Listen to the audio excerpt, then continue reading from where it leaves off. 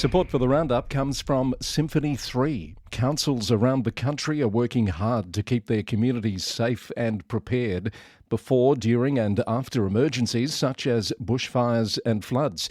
And in recent weeks, Symphony 3 has been working with councils around Victoria, including Greater Bendigo, Mildura, Ararat and Golden Plains, to create emergency dashboards, pulling together live data including weather, traffic, emergency incidents, unplanned and planned disruptions, news and social media feeds. An emergency dashboard is cost-effective and can be deployed in just 3 days. Find out more at www.symphony3.com.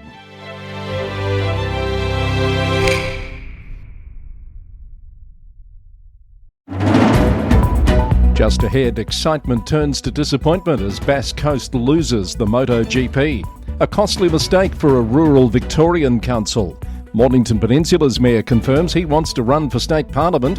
A proposal to merge 2 Hunter region councils on the agenda. Parks takes a stand on a proposed energy from waste facility. Questions raised about the appointment process for a Queensland Council CEO. And Launceston drops its plans for a 4-day work week. Hello, I'm Chris Eddy. Much more ahead on this Friday edition of the Local Government News Roundup. Good to have you with us. Our podcast is brought to you by the Victorian Local Governance Association, the national broadcaster on all things local government, with all in readiness for Fast Track coming up next week. And support comes from Symphony 3, simple, connected customer experiences.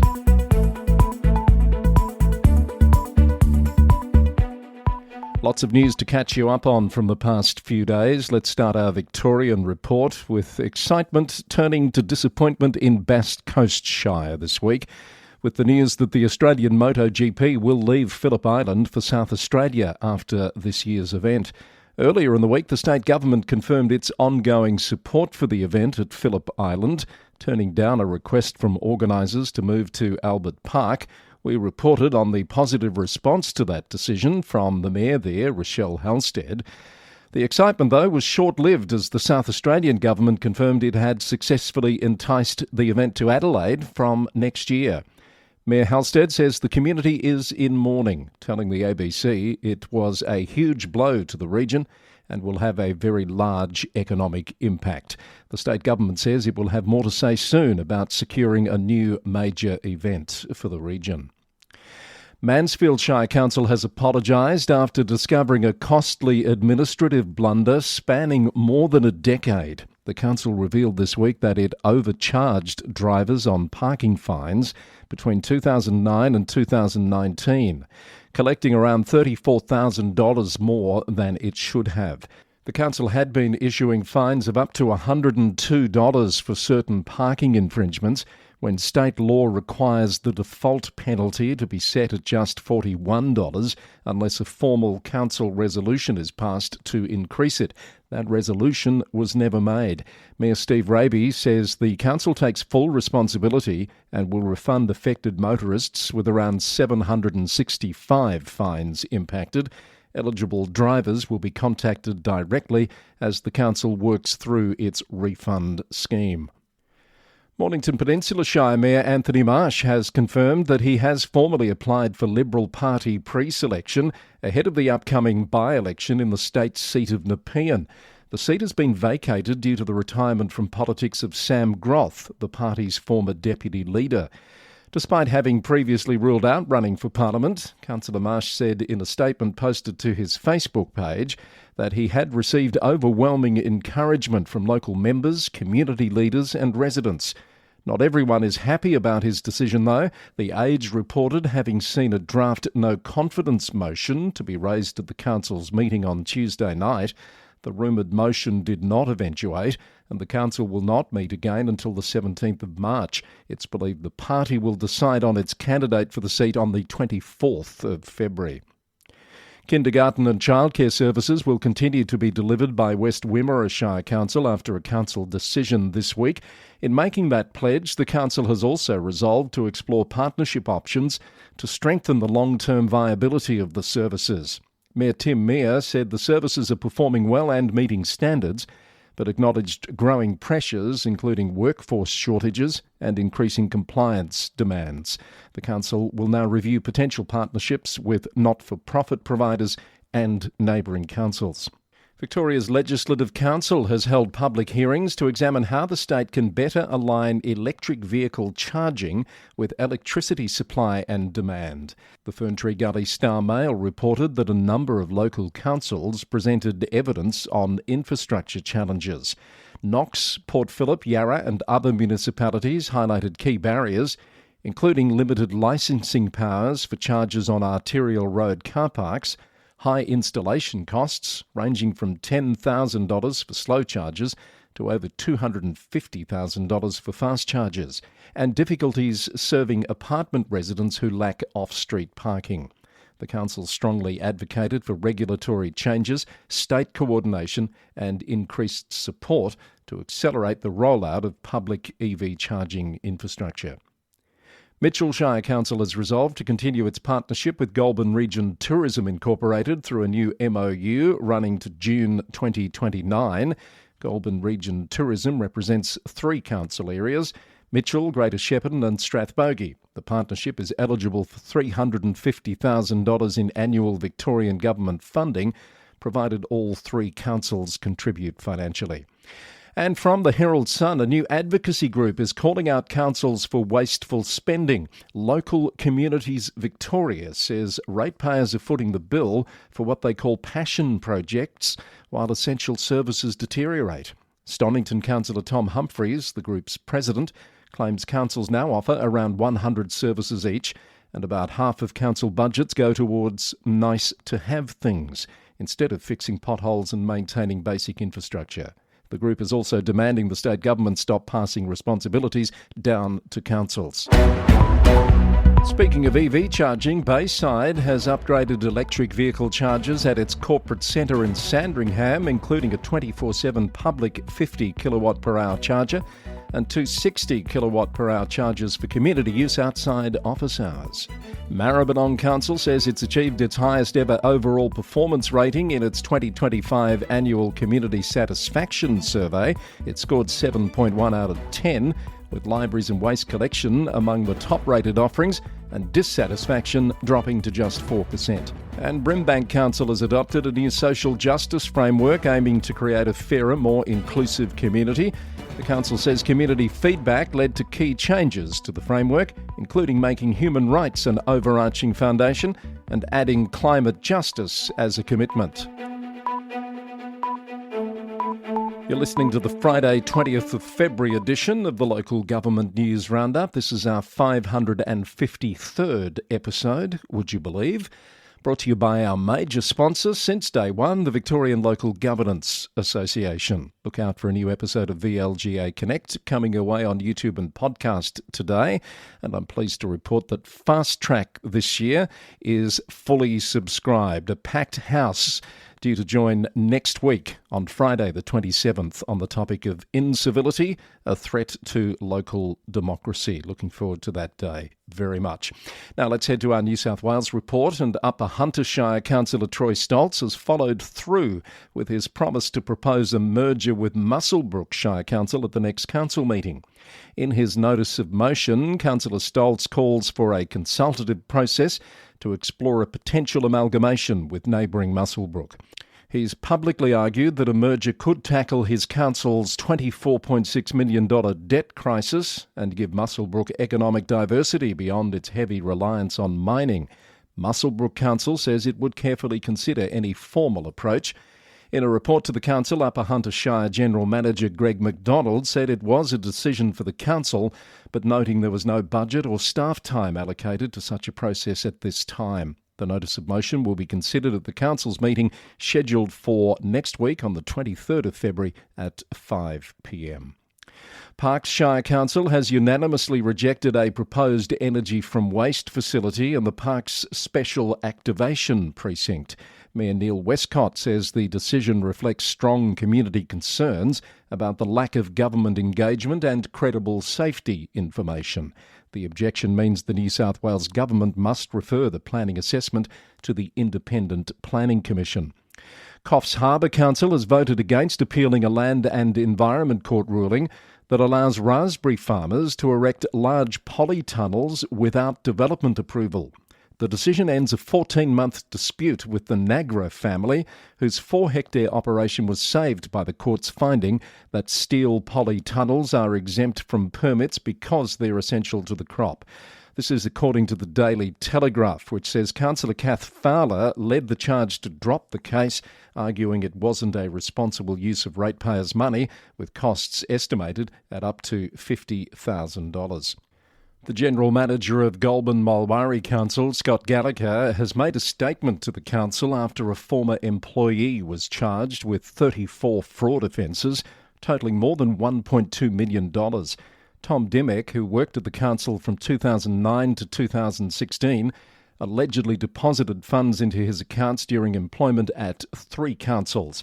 Mr Gallagher said, while noting that Mr Dimmock is innocent until proven guilty of the charges, the incident was a fundamental breach of trust with the community.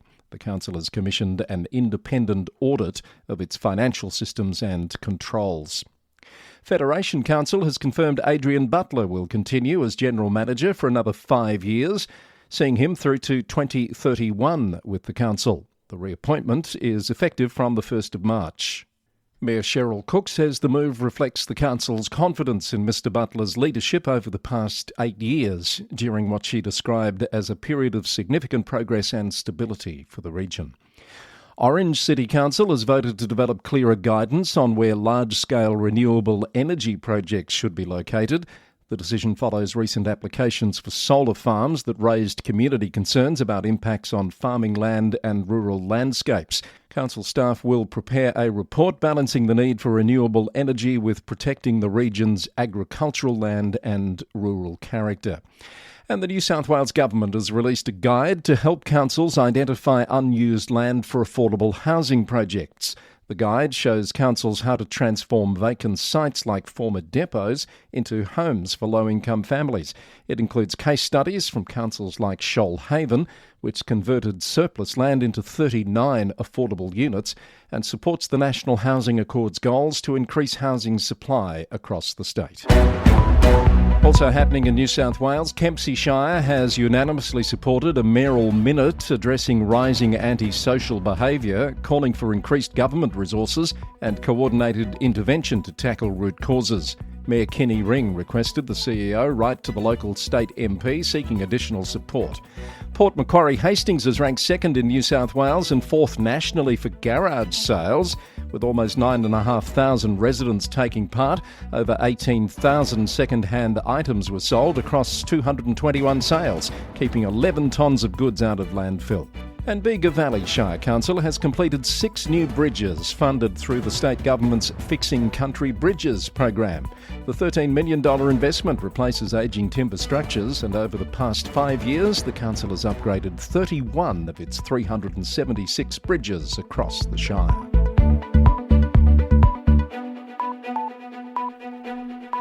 The Local Government News Roundup is brought to you in part by Symphony 3, which allows councils to connect their systems securely, to automate their data flows and to monitor performance in real time. Councils across the country are working hard to keep their communities safe and prepared for emergencies such as bushfires and floods. And Symphony 3 has been working with councils across Victoria to create emergency dashboards. Councils like Greater Bendigo, Mildura, Ararat and Golden Plains. The dashboards pull together live data, including weather, traffic, emergency incidents, unplanned and planned disruptions, news and social media feeds. The dashboards are cost-effective and can be deployed in just 3 days. If you'd like to find out more, head to symphony3.com.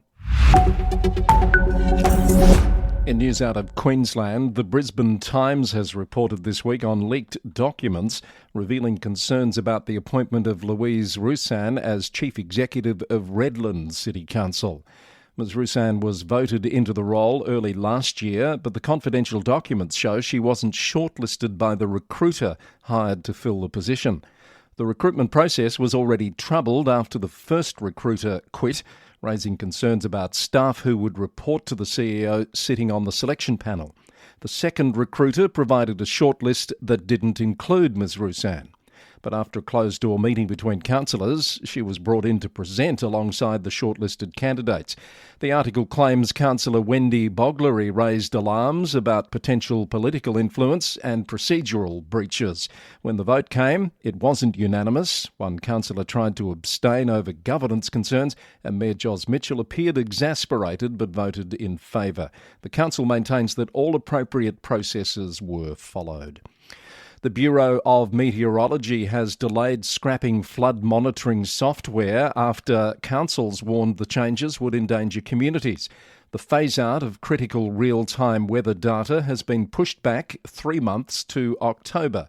But Brisbane City Council says that's not enough. The Courier Mail reported that the Bureau will now scrap plans to reduce flood gauge updates from 5 to 15 minutes.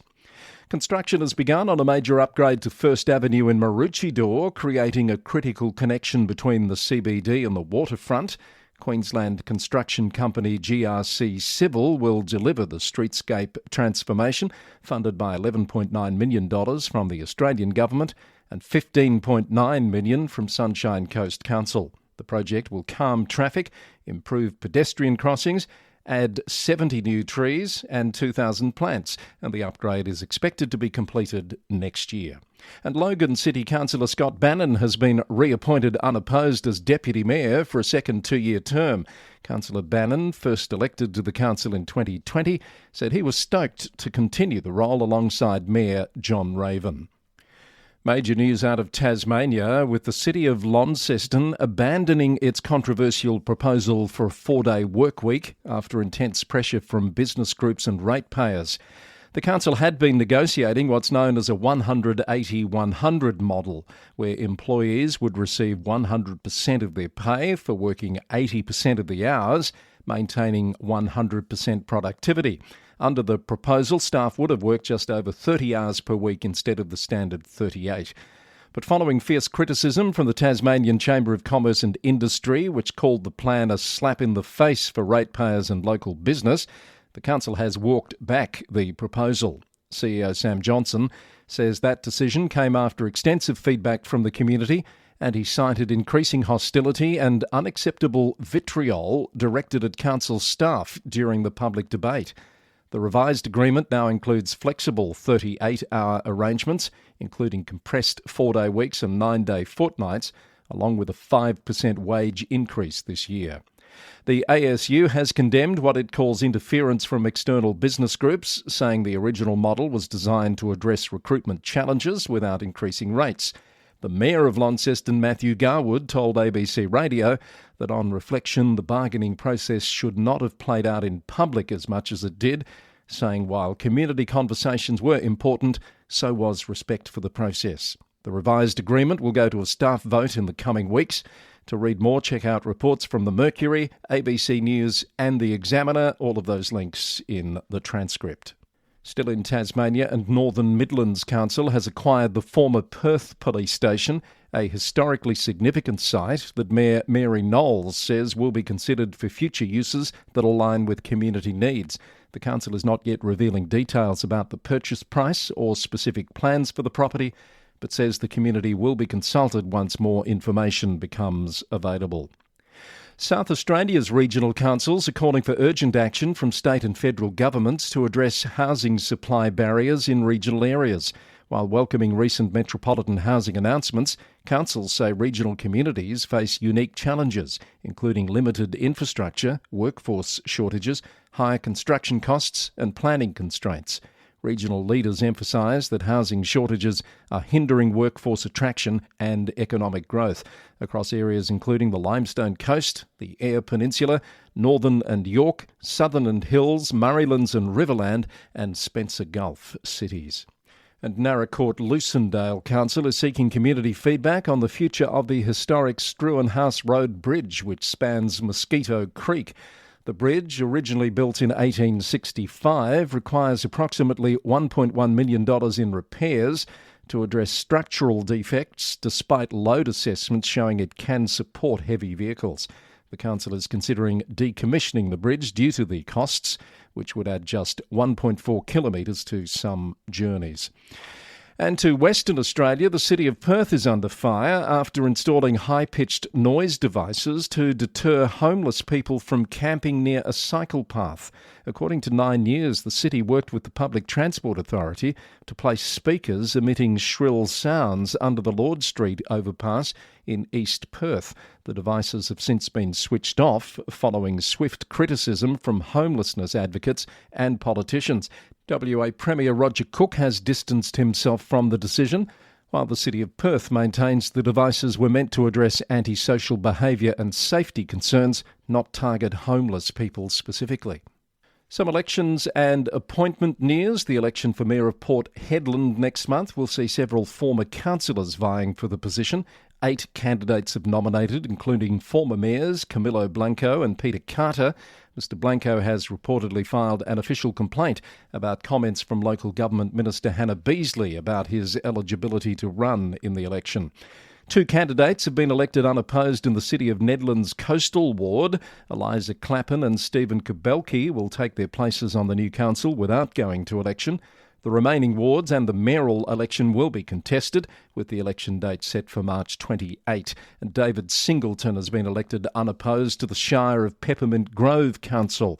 He'll serve the remainder of the term expiring in October 2029. And the Shire of Westonia has appointed Mrs Jasmine Geyer as Acting Chief Executive Officer for 14 weeks from the 9th of March, while the incumbent CEO takes annual and long service leave. Now let's round up a few stories of interest from overseas. Starting in New Zealand, Hastings councillor Steve Gibson is refusing to participate in mediation over allegations he made inappropriate remarks to gallery staff about a controversial art installation. This is according to a report from staff. The council has already spent nearly $10,000 on an initial assessment, which Gibson says lacked balance because only council witnesses were interviewed. He claims the matter was a misunderstanding and says the mayor should be apologising to him. The investigation will now proceed to a full inquiry at additional cost to ratepayers. In Wellington City, millions of litres of raw sewage has been pouring into the ocean for more than 2 weeks after the catastrophic collapse of the Moa Point wastewater treatment plant. The Guardian reported that the disaster has forced beach closures, prompted public health warnings, and sparked fears for marine life, including little blue penguins in a protected reserve. A Crown inquiry will investigate years of alleged underinvestment and warning signs that were missed by the multiple agencies responsible for the plant. In the UK, the fallout continues from the government's reversal of its decision to delay local elections in 30 English councils following a legal challenge by Reform UK. Electoral officials warn they now face an uphill struggle to prepare in time for the May polls after losing months of planning. BBC News reported that councils across England are expressing frustration at the last-minute decision, with officials forced to work extra hours to catch up. Norfolk County Council leader Kay Mason-Billig has accused Local Government Secretary Steve Reid of being a bully who threatened to withhold funding if she spoke out against election delays. She claimed Reid made threats through back channels that Norfolk would lose devolution funding if she called for elections to go ahead. The Ministry of Housing, Communities and Local Government has denied the claims, calling them untrue and baffling. Norfolk's elections were delayed twice before the government's recent U-turn reversed the postponement. Reform UK MP Andrew Rosendale has pledged his party would offer Havering residents a referendum on leaving the London council area to join Essex if Reform formed the next government. The Romford MP, who defected from the Conservatives earlier this year, says residents would get a choice on remaining part of London or joining Essex as a self-governing unitary authority.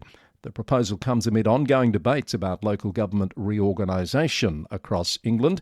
Havering is currently one of London's outer boroughs. In Florida, in the USA, the Tallahassee City Commission has imposed a 30-minute limit on public comment for items not on the agenda. Mayor John Daly says the move will restore decorum after months of raucous meetings, often dominated by protesters opposing the police department's immigration enforcement agreement with ICE. The Tallahassee Democrat reported that critics are calling it an attack on free speech and say residents have a right to be heard. The city of Omaha, Nebraska, and the owner of a long-vacant hotel in southwest Omaha are reportedly close to negotiating a demolition agreement. City officials say the site has been problematic for years and they hope the land can be put to productive use once the structure is torn down. The site owner had sought to block the city's demolition plans in court, claiming the city broke an agreement. A judge delayed a hearing until March the 9th, but both sides now say they're working towards a settlement, according to KETV. And we finish in South Korea, where a former Seoul City Council member at the centre of corruption allegations is reportedly planning to run for a district mayor position that comes with an annual salary exceeding 100 million won.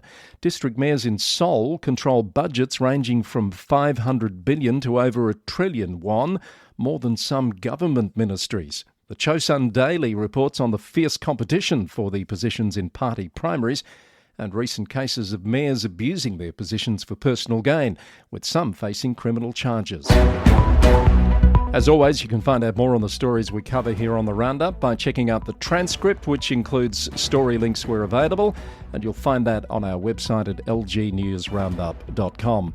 This has been edition number 553, recorded on the morning of Friday the 20th of February 2026. Brought to you by the Victorian Local Governance Association, the national broadcaster on all things local government, with support from Symphony 3, simple, connected customer experiences. We record in the city of Greater Geelong, Victoria, on the land of the Wadawurrung people of the Kulin Nation. And we come your way every Monday, Wednesday and Friday. Back on Monday with more. Until then, thanks for listening and bye for now.